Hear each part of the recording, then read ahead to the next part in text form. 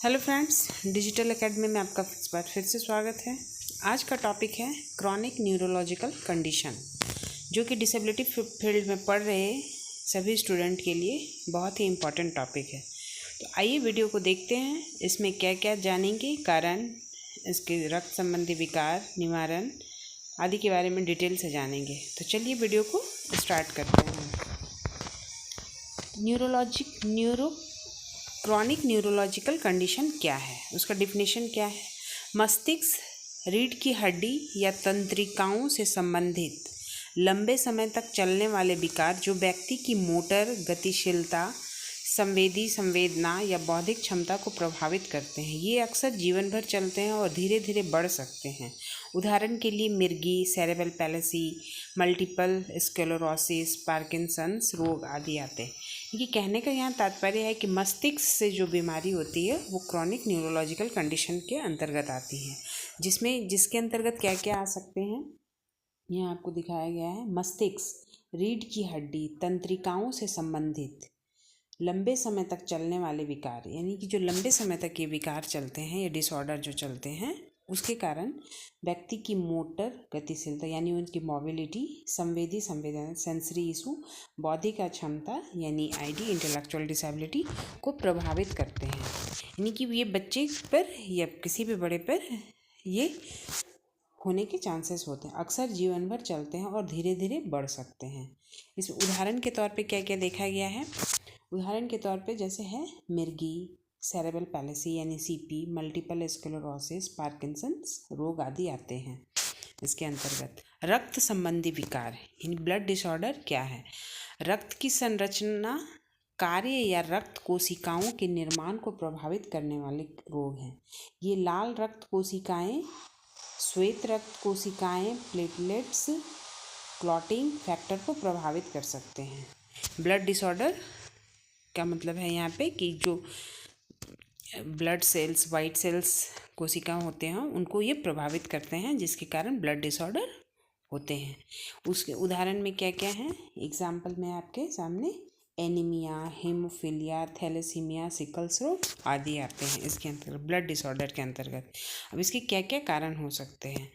कारण में क्या है, न्यूरोलॉजिकल कंडीशन के क्या कारण है। आनुवांशिक कारण, आनुवांशिक यानी जेनेटिक कारण, जन्म के समय मस्तिष्क पर चोट जिसके कारण सेरेब्रल पैलेसी, सीपी होते हैं बच्चे को। संक्रमण, तंत्रिका तंत्र में अपक्षयी बदलाव, तंत्रिका तंत्र में अपक्षयी बदलाव के कारण पार्किंसंस, अल्जाइमर आदि होते हैं। ऑटोइम्यून रोग यानी मल्टीपल स्क्लेरोसिस। रक्त संबंधी विकार क्या है, यहाँ आपने जैसे देखा रक्त संबंधी विकार, genetic mutation, sickle cells, thalassaemia, पोषण की कमी के कारण लो फॉलिक एसिड, विटामिन B12 की कमी होती है। बोन मैरो यानी अस्थि मज्जा की गड़बड़ी, रोग प्रतिरोधक क्षमता की गड़बड़ी, अत्यधिक रक्तस्राव या थक्का बनने की समस्या यानी थैलेसीमिया और हीमोफीलिया। इसके क्या निवारण हो सकते हैं, ब्लड डिसऑर्डर के क्या क्या निवारण हो सकते हैं। न्यूरोलॉजिकल कंडीशन में गर्भावस्था के दौरान नियमित जांच, हेलमेट, सीट बेल्ट का प्रयोग कर सिर में चोट से बचाव, यानी मस्तिष्क में अगर चोट होगा तो क्रॉनिक न्यूरोलॉजिकल कंडीशन होते हैं। टीकाकरण, नियमित समय पे टीकाकरण करवाते रहें। पोलियो, मेनिनजाइटिस से बचाव आदि करें। नशे और शराब से परहेज, पारिवारिक इतिहास के मामलों में जेनेटिक काउंसलिंग, अगर ये जेनेटिक है तो आप डॉक्टर से इसका काउंसलिंग करवा सकते हैं, उसके बाद बेबी प्लान कर सकते हैं। नेक्स्ट, रक्त संबंधी विकार के अंतर्गत क्या क्या लेना चाहिए आपको। आयरन और पोषण युक्त आहार, नियमित स्वास्थ्य जांच, निकट संबंधी विवाह से बचाव, यानी कहने का तात्पर्य एक निकट संबंधी यानी ब्लड रिलेशन में विवाह नहीं होना चाहिए। टीकाकरण और संक्रमण से बचाव, गर्भावस्था में जेनेटिक जांच और परामर्श होने चाहिए। नेक्स्ट, प्रकार, इसके क्या क्या प्रकार हो सकते हैं। क्रॉनिक न्यूरोलॉजिकल कंडीशन के प्रकार क्या क्या हो सकते हैं, आइए देखते हैं एक एक करके। मिर्गी से को आप जानते हैं यानी झटका आना, एपिलेप्सी का जो झटका आता है, ये बड़े में भी होते हैं और छोटे बच्चों में भी आते हैं। इसका अलग अलग कंडीशन होता है, तो ये उनके कंडीशन के अनुसार होते हैं। सेरेब्रल पैलिसी यानी सीपी, मल्टीपल सीपी जो मस्तिष्क रोग संबंधी विकार है, जिसमें बच्चे उनको मस्तिष्क में चोट लग जाने के कारण ये डिसऑर्डर होते हैं। मल्टीपल स्क्लेरोसिस, पार्किंसन रोग, मस्कुलर डिस्ट्रॉफी आदि, अल्जाइमर रोग आदि आते हैं। रक्त संबंधी विकार क्या क्या हैं? Anaemia, haemophilia, thalassaemia, sickle cell रोग, ल्यूकोमिया, रक्त कैंसर आदि को कहते हैं। अब इसके अंतर्गत जो ऊपर जो आपको बताया गया, इसका जो क्या क्या है, क्या प्रकार हैं और ये हैं, तो इसमें हम कैसे एजुकेशन इम्प्लीकेशंस कर सकते हैं, यानी उसको जागरूक कैसे कर सकते हैं ताकि वो अपने उस कंडीशन से लड़ सके, अपने ये को बढ़ा सके। तो न्यूरोलॉजिकल कंडीशन में सहायक उपकरणों का उपयोग किया जाना चाहिए। सहायक उपकरण के अंतर्गत व्हील चेयर, कम्युनिकेशन एड्स आदि। अगर वो उसको बोलने में परेशानी हो रही है तो कम्युनिकेशन बोर्ड वगैरह दिया जाना चाहिए। अगर वो चल नहीं पा रहा है तो व्हील चेयर या कुछ भी सपोर्ट जैसा उसको ज़रूरत हो उसके अनुसार उसका उपयोग दिया जाना चाहिए। व्यक्तिगत शिक्षा योजना यानी आईपी बनाना चाहिए। इंडिविजुअल एजुकेशन प्लान करना चाहिए। विशेष बैठाने की व्यवस्था, उसके लिए अगर वो ढंग से अगर वो चेयर पे नहीं बैठ रहा है तो उसके लिए एडजस्टमेंट वगैरह किया जाना चाहिए। बहुसंवेदी शिक्षण पद्धति, अगर बच्चा वो स्कूल इंक्लूसिव एजुकेशन ले रहा है तो उसमें उसको मल्टी सेंसरी मेथड के द्वारा उसको शिक्षण पद्धति दिया जाना चाहिए। अगर उसको देखने में परेशानी हो रही है या सुनने में परेशानी हो रही है तो उसके अनुकूल उसे शिक्षण पद्धति दी जानी चाहिए। परामर्श और अभिभावक सहयोग, परामर्श अभिभावक सहयोग का तात्पर्य है कि वो बीच बीच में काउंसलिंग, अभिभावकों से सहयोग लेना चाहिए या अभिभावकों को सहयोग देना चाहिए ताकि उस बच्चे या पर अच्छे तरह से उसको एजुकेशन दिया जा सके। रक्त संबंधी विकारों में क्या क्या कारण आते हैं, मतलब कि क्या क्या आप किया जा सकता है या बचाव के लिए क्या क्या किया जाना चाहिए।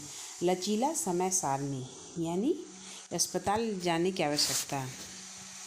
अगर उसे अस्पताल ले जाने का, अगर कभी उसका कंडीशन ख़राब हो गया या कुछ हो गया तो उसे मतलब कि एक शेड्यूल तैयार किया जाना चाहिए जिसमें वो उसको हमेशा तैयार रखा जाए अस्पताल ले जाने के लिए, यानी लचीला समय सारणी बनाया जाए, उसके शेड्यूल को अच्छे ढंग से तैयार किया जाए। शारीरिक परिश्रम से बचाव, अगर शारीरिक परिश्रम से बचाव में अगर वो थक जाता है या फिर कुछ प्रॉब्लम हो जाता है तो फिर वो दिक्कत आ सकती है, इसलिए उसे शारीरिक परिश्रम से बचाव किया जाना चाहिए। सहपाठियों में जागरूकता, यानी उसके जो पीयर ग्रुप हैं उसमें जागरूकता शिक्षक के द्वारा या किसी के द्वारा भी जागरूक किया जाना चाहिए कि ये आप लोग की तरह ही है, बस इसमें कुछ अलग कंडीशन है, तो उसको अगर अपना देखें और बच्चे के साथ अच्छे तरह से व्यवहार करें, तो ये जागरूकता फैलाना चाहिए। शिक्षकों को प्राथमिक चिकित्सा फर्स्ट एड का प्रशिक्षण दिया जाना चाहिए, यानी जो वहाँ जो टीचर हैं और जो स्टूडेंट आदि हैं, अगर वो कुछ अगर बच्चे पे अगर कुछ परेशानियाँ अगर समय रहते होती हैं तो वो फर्स्ट एड के द्वारा तुरंत उसको उपचार किया जाना चाहिए। मानसिक और भावनात्मक सहयोग, यानी भावनात्मक इमोशनल टच होना चाहिए। प्रबंधन, अब इसके अंतर्गत क्या क्या प्रबंधन किया जा सकता है। क्रॉनिक न्यूरोलॉजिकल कंडीशन के अंतर्गत क्या क्या प्रबंधन मैनेजमेंट क्या क्या किया जा सकता है या क्या क्या होना चाहिए। न्यूरोलॉजिकल कंडीशन के अंतर्गत क्या क्या है, दवाइयाँ और उपचार, एंटी एपिलेप्टिक आदि, यानी कि दवाइयाँ जो रेगुलर उसके जो दवाइयाँ हैं आदि उपलब्ध होने चाहिए। फिजियोथेरेपी और ऑक्यूपेशनल थेरेपी, यानी पीटी और ओटी का भी रोल इसमें बहुत ज़्यादा है, तो ये समय समय पर होते रहना चाहिए। स्पीच थेरेपी भी होनी चाहिए। विशेष शिक्षा एवं समायोजन, विशेष शिक्षा यानी स्पेशल एजुकेशन भी दी जानी चाहिए। मनोवैज्ञानिक और सामाजिक सहयोग, रक्त संबंधी विकार, नियमित रक्त आदान यानी थैलेसीमिया में होता है कि वो रक्त को थक्का नहीं जमा पाता है और लगातार खून का बहाव होते रहता है। आयरन चिलेशन थेरेपी, यानी आयरन युक्त भोजन वगैरह दिया जाना चाहिए या उससे जागरूक किया जाना चाहिए। क्लॉटिंग फैक्टर इंजेक्शन हीमोफीलिया के अंतर्गत। संतुलित आहार और पूरक दवाइयाँ दी जानी चाहिए। तनाव मुक्त स्कूल वातावरण, यानी कि उस बच्चे पर हमेशा उसको जताना नहीं चाहिए कि ये बच्चे में कोई कंडीशन है, यानी तनाव युक्त मुक्त होना चाहिए स्कूल का एनवायरनमेंट। और परिवार और सहपाठियों की शिक्षा भी अच्छे ढंग से होनी चाहिए। तो ये थे आपके ब्लड डिसऑर्डर के कारण, मैनेजमेंट आदि के प्रकार को आपने जाना। आई होप ये वीडियो अच्छा लगा हो। इसी तरह हमारे चैनल पर बने रहें, लाइक करें, सब्सक्राइब करें, ताकि आपको नए नए वीडियो मिलते रहें। धन्यवाद। आज के लिए इतनी ही, मिलते हैं नेक्स्ट वीडियो में।